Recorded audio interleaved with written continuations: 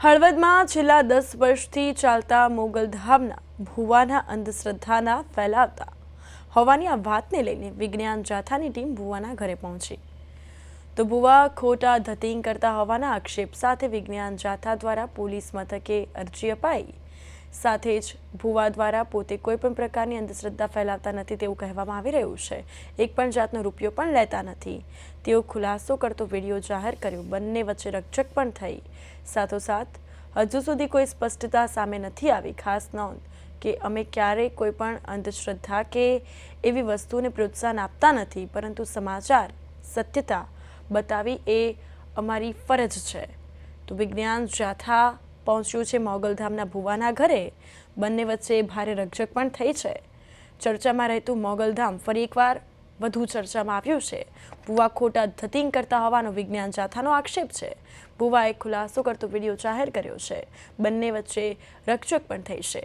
તો આપણે જણાવી દઈએ, પ્રદેશ 24 ગુજરાતી આ વાતની પુષ્ટિ કરતું નથી।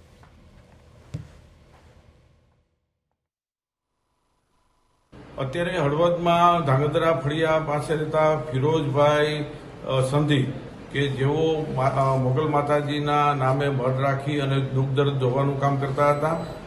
આજરોજ વિજ્ઞાન જાથાની ટીમ અને હળવદ પોલીસ સ્ટેશન સાથે રાખી સ્થળ પર ગયા હતા અને લોકોને જોવાનું કામ અને દુઃખ દર્દ મટાડવાનું કામ કરતા હતા। તેમને અમે અત્યારે પોલીસ સ્ટેશને બોલાવેલ છે। હવે અમારો કાર્યક્રમ આ કાનૂની અપરાધ છે અને કાનૂની ગુનો બને છે। કોઈને ભય પ્રકોપ આપવો, માતાજી નામે ડર આપવો, તે સંબંધી અમે કાનૂની કાર્યવાહી અને ગુનો દાખલ સંબંધી કાર્યવાહી કરી રહ્યા છીએ। એમની કંઈક એને કરેલી જે વાત હતી ફોકટ સાબિત થઈ છે અને બીજું કંઈક એમને દબાણ કર્યું છે? હા, એમને જે અત્યારે જે ગૌશાળા કરી છે તે જમીન બાબતે પણ અમને જાણવા મળ્યું છે। તે સંબંધી અમે આવતીકાલથી તપાસ કરી અને કલેક્ટરને જાણ કરવાના છીએ।